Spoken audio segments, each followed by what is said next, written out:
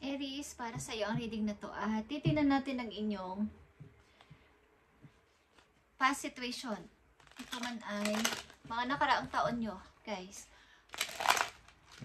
Past situation ng mga Aries.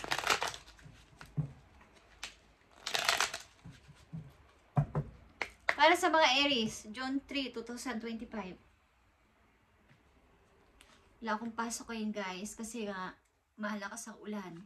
At nag-stop ang operation ng tren. So, kaya ako nakakapag-reading. Okay, Aries, para to sa inyo, ang inyong past situation is titingnan natin at ang inyong maaring kasalukuyan papunta sa future. Okay, Aries. At sa inyo din past na situation sa inyong connection.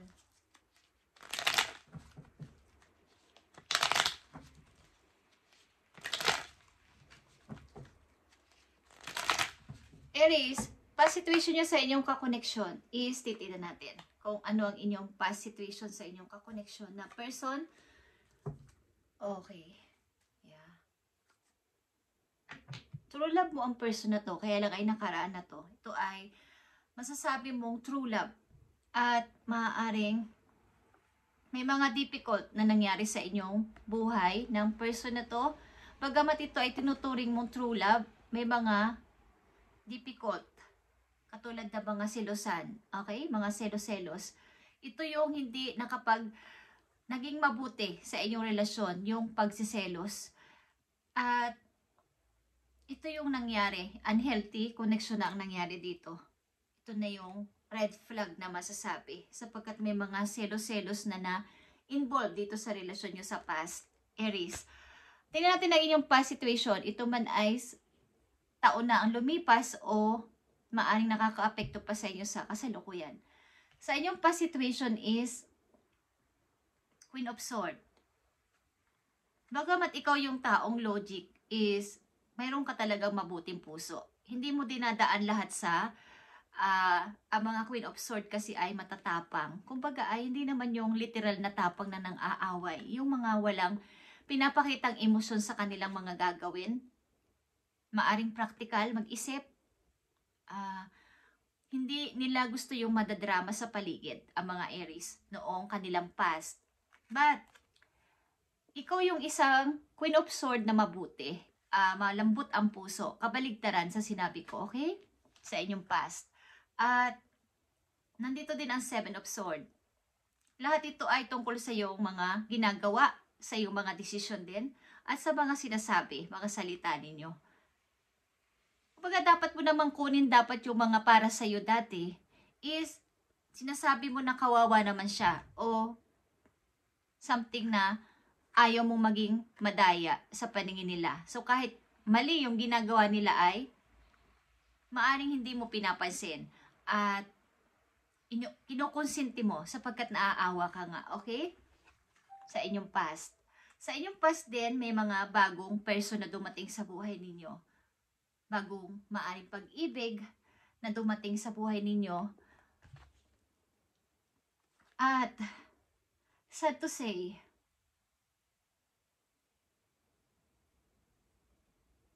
andito yung moon and sun. Okay? Ito ay maaari ding night and day. Maaring ginugulo kayo ng marami kayong mga kinakausap na tao. Kahit kayo'y busy o kayo ay gusto magpahinga, marami kayong ini-entertain para sila ay parang ma-comfort. Hindi nila masabing sila nag-iisa. Madali kayong mahinga ng tulong. Kahit na ano pang mangyari, is tumutulong kayo sa mga taong nangangailangan. Kahit na sabihin na ikakapahamak ninyo o sabihin na parang yung nakataya na yung inyong kahihiyan or what is, kayo ay madaling mahinga ng tulong. You guys.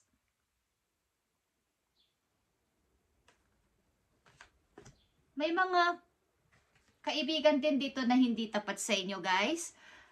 Sa tingin ninyo ay parang sa harapan ninyo ay nakangiti. Okay? Sa inyong past. But, pagtalikod ninyo ay nakangiwi yung muka. Okay, guys? Hindi natutuwa sa inyong mga pagtatagumpay sa buhay or sa mga ginagawa ninyo na maaayos. Hindi sila natutuwa. But kasama nyo sila palagi. Minsan sa mga event, sa mga party, or sa mga kung saan-saan, lagi nyo silang nakakasalamuha. Pag hindi kayo nakatingin ay hindi maganda ang image nila sa inyo. Okay? So, ang inyong kasalukuyan, tignan natin. Aries, kung ito ay nagpapatuloy pa, maaaring kayo ay nasasangkot nai-involve sa isang relasyon na may selos-selos at maaaring ito ay difficult talaga sa inyo ang ganitong klaseng connection. Naghahanap ka talaga ng romance, yung totoong true love, naghahanap ka talaga ng mga kasama mo. Parang long lasting, okay? Lasting love. Tignan natin ang inyong kasalukuyan.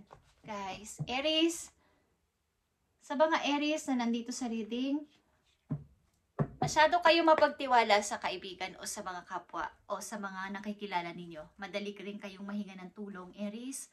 At hindi kayo yung tipong, halimbawa may gumawa ng kasalanan, hindi agad kayo nang huhusga. Okay?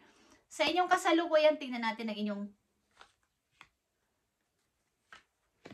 sitwasyon. Kasalukuyan ng mga Aries na sitwasyon, ibigay mo ang tamang message. Yeah. Sa kasalukuyan ninyo, kayo ay maayos naman sa pananalapi, guys. Maayos kayo sa pananalapi at trabaho. At maaaring sa kasalukuyan nyo ay ito ay baligtad na. Kung ano yung akin ay dapat ko nang sinupin. Dapat na akong mag-ipon ng money. Dapat na akong wag masyadong magpagbigay sa lahat. May mga natandaan na kayo at natutunan. Parang lesson learned kung sinasabi ng ibang tao. Okay, sa inyong kasalukuyan, maaaring may taong gustong lumapit sa inyo. Okay, young person ito na gusto sa inyong magpahiwatig ng isipin natin na pag-ibig is may gusto. Kaya lang ang tao na to ay yung parang pa-flirt-flirt lang sa inyo, Aries. Okay? Sa inyong kasalukuyan, ang ilan sa inyo ay nakakaranas ng hindi mapagkatulog minsan at minumulto pa din ang nakaraan. Okay guys? Nandun pa din yung kirot sa inyong heart. But, dumarating man yung ganitong pagkakataon sa buhay ninyo ay, bigla na lang kayong nakakaisip ng, kailangan kong maging matatag. Kailangan kong wag masyadong magpa-apekto dito sa mga nangyari o sa akin sa nakaraan. Kailangan kong maging mautak na sa kasalukuyan. At wag nang masyadong mapagbigay sa iba. Wag nang masyadong maging madaling malapitan. Kumbaga ay maging matalino na sa kasalukuyan. Aries, maaaring kayo ay may natutunan na sa inyong nakaraan at hindi na masyadong nagtitiwala sa mga paghingi ng tulong ng iba. Alam niyo naman na hindi totoo yung paghingi ng tulong ng iba. Sa mga Aries, June 3, 2025, tingnan natin ang inyong mga dapat pagtandaan o nalaman. June 3, 2025. June 3, 2025 sa mga Aries.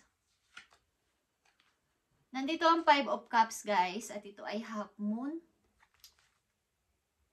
The moon where near is a good omen.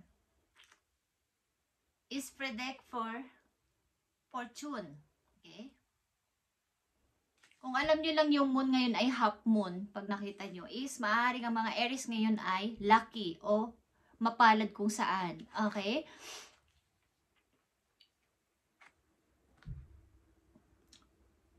When distant, this future of your secrets. Okay, ang moon kasi ay mystery, guys. May mga sikreto, may mga nagre-reflect sa inyo na galing sa nakaraan.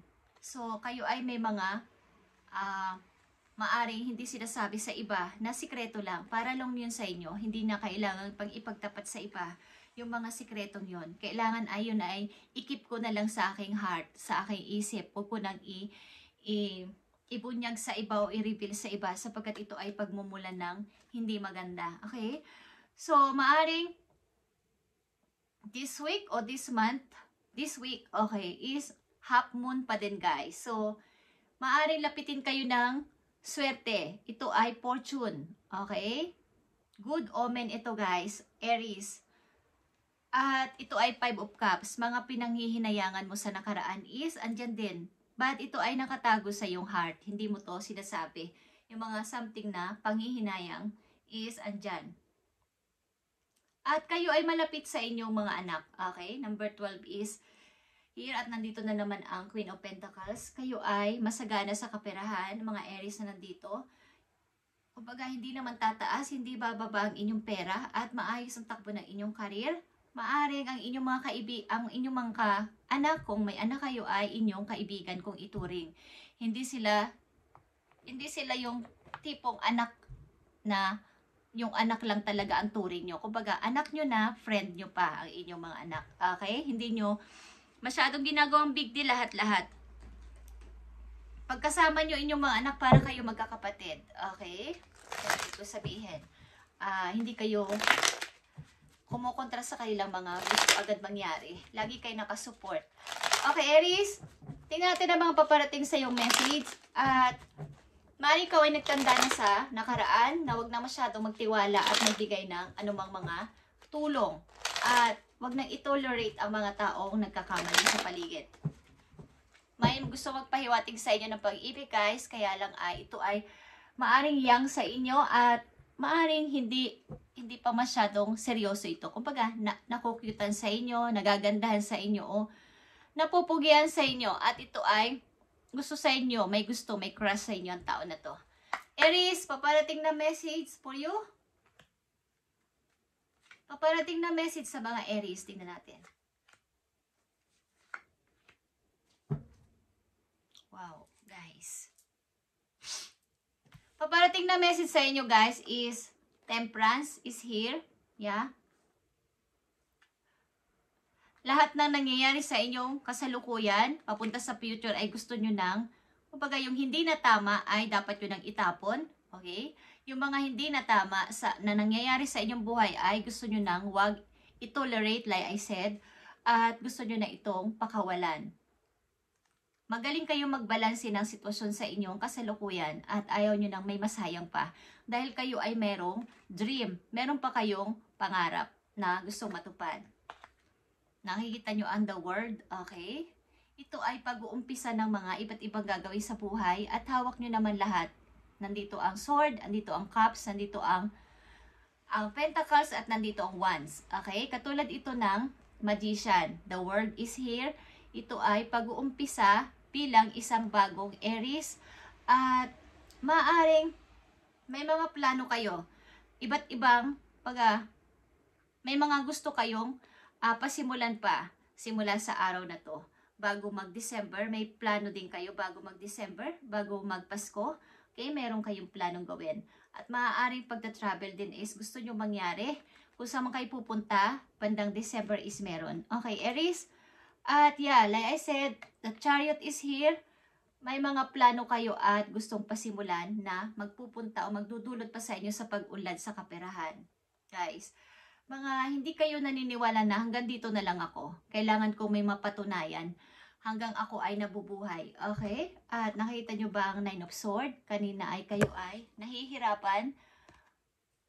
Maaaring kayo ay nahihirapan sa galing sa nakaraan na mga pangyayari sa buhay ninyo, but unti-unti nyo tong inaalis o parang nire-release at pinapatunayan nyo sa sarili nyo na kaya nyo tong kalimutan.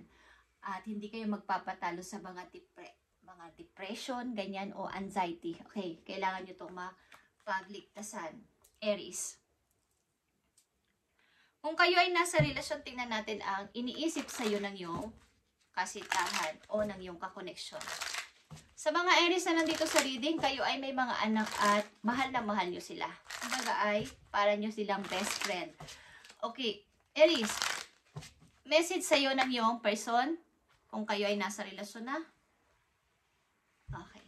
Our love will never cease to exist. Ang ating pag-iibigan ay hindi na to matatapos. Kumbaga walang pwedeng makalabas dito. Okay? Obsessed ba sa'yo ang iyong boyfriend, okay, o ang iyong girlfriend? Maaring ito ay ayaw niyang mawala ka sa buhay niya, Aries. Hindi ka na makakawala sa kanya. Aries, message pa for you. Tingnan natin.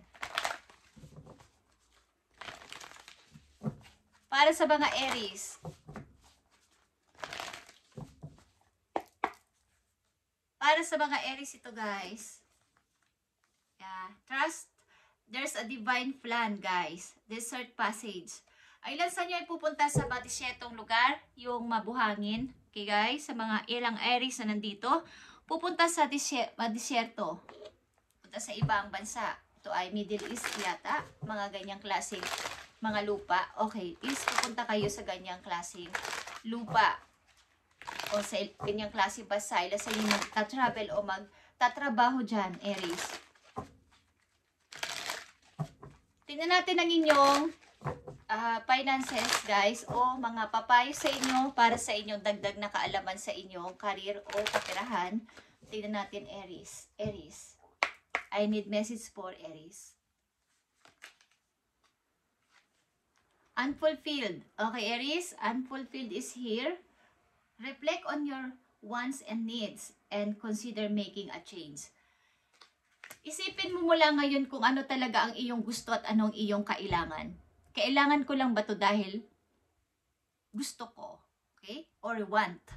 Yung kailangan at saka needs. Yung magagamit ko ba to o pag kinuha ko ba to, pag binili ko ba to, magagamit ko ba to? Okay? May kinalaman to sa inyong pera. You might be emotionally attached to a job that no longer serves you. Maaaring ilan sa inyo nasa kasalukuyan na ninyong trabaho ay hindi kayo fulfilled sa sinasahod ninyo. Hindi kayo masaya sa ibinibigay sa inyong trato, sa inyong company, at sa inyong yung pinapasweldo sa inyo ay hindi sapat sa ginagawa ninyong effort sa inyong company. Yun ang ibig ko sabihin. Hindi kayo na natutuwa dahil parang kulang. Sa dami na kong ginagawa ko at marami ang naiiambag ko sa company, bakit ito lang ang sahod sa akin, hindi lumalaki. Okay, Aries? You're unhappy with your income but afraid to make a change. Parang nakukulangan kayo sa inyong sweldo but nakakatakot naman kung lilipat ako ng bigla-bigla. Baka naman walang mangyari. Baka naman hindi ako magtagumpay sa lilipatan kong trabaho. So yan ang inyong mga alalahanin. May paparating din sa inyong money, guys. Get ready for unexpected financial setbacks. Kumbaga ay may mga paparating na pera sa inyo nang hindi nyo inaasahan. Kaya kayo ay mag-prepare. Okay, Aries?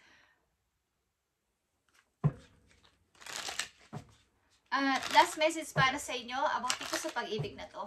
Balikan natin ang inyong pag-ibig sa nakaraan. Kung gusto nyo lang malaman at kung ayaw nyo naman ay wag nyo na to pakinggan. Okay. Kailangan lang malaman sapagkat may gumugulo pa din sa iyong isip. Message sa iyo ng taong nakaraan na sa buhay mo. Paunti-unti pa rin siyang bumabalik sa iyong alaala kasi. Okay, Aries? Tingnan natin. Message sa iyo ng tao na to. The timing just wasn't right for us. Okay. So maybe, ang person na to ay tumatiming na ikaw ay makausap pa din. Kaya lang ay hindi nagkakaroon ng pagkakataon. Gusto ka pa rin niyang makausap kaya lang ay hindi nagkakaroon ng tamang timing na makita ka niya or makausap. Kumbaga, kakausapin ka niya pero nahihiya siya. Or pupuntahan ka niya pero may mga hadlang. Okay? So, mayroong mga ganitong klaseng kaisipan ng iyong kakoneksyon sa dati.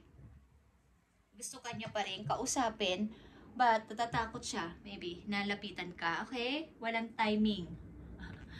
Tina-timing niya na ikaw ay makita pero hindi ka niya mahagilap. Okay.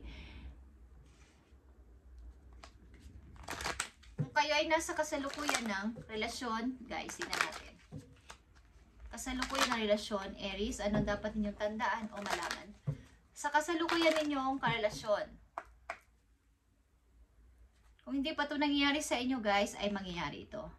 Okay. Sa kasalukuyan ng relasyon ay kailangan dito ng balanse, guys. Kailangan dito ay ang inyong physical, emotional, and spiritual ay balanse. sa inyong kasalukuyang karelasyon. Dapat ay may mga pagbibigayan sa isa't isa. Walang dapat na magkaroon ng emotional problem sa inyong physical. Dapat kayo ay blooming kasi kayo ay nasa relasyon o umiibig. Dapat ay good looking pa rin kayo o kaakit-akit sa harapan ng ibang tao kahit kayo ay nasa relasyon na. Hindi kayo nagpapabaya sa sarili ninyo. At higit sa lahat, kayo ay malapit kay God spiritually, okay? Na kayo ay ihingi ninyo ng basbas ang inyong relasyon sa kasalukuyan kay God para ito ay lalong mag-grow pa ng mag-grow. Okay, Aries?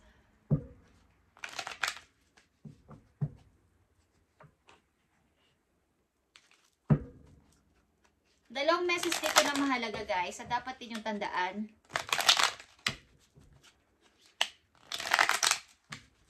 Dalawang message sa mahalaga sa mga Aries sa dapat nilang tandaan. Para magkaroon sila ng guide, ibigay mo ang tamang message. Dalawang message dito, Aries. Okay, nandito ang 7 of Cups, Aries. Kayo ay maraming pagpipilian sa mga darating na buwan. Maraming option na paparating, guys. So, kayo ay maging mapili o maging wise sa pagpili dito. Kung ito man ay tao na paparating sa inyo o trabaho, maging wise kayo dito. Maraming iba't iba. Makikislap ito at magaganda mga salita. Kailangan lang ay wise kayo. Kung anong natutunan nyo sa nakaraan ay huwag nyo nang ibalik sa kasalukuyan dahil ito ay papunta sa future nyo. Aries? Mga paparating na message is here. Yeah, dumarating na naman o nandito na naman ang Queen of Pentacles. Kayo ay paunlad ng paunlad sa kaperahan at maaring uusbong pa din ang mga good idea, mga new idea sa inyo para kayo ay magkapera pa. Marami kayong gustong mangyari pa, maraming mapag-aralan. Ilan sa inyo ay magaling manahe, guys. Magaling mag-design. Ilan sa inyo, mahilig kayo sa panyo. Mahilig kayo sa mga magagandang bagay. Yung mga mahilig din kayo sa gold. Mahilig din kayo mag-cutics. Okay, nang kukunin nyo. Ito ay Queen of Pentacles at kung natatandaan nyo, mayroon kayo ditong lumalabas na tatlong. Bali, tatlo na tong Queen of Pentacles. Okay? Guys.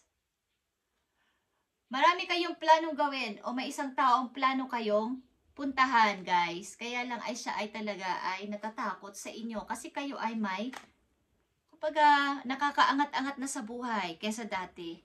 Ang tao na to ay want kang kausapin o may want siyang sabihin sa'yo. Gusto kanyang puntahan. Okay, guys? Aries, ito ang inyong reading ngayong June 3, 2025 at i-update natin to sa mga susunod na araw para sa inyo. Thank you and God bless, Aries.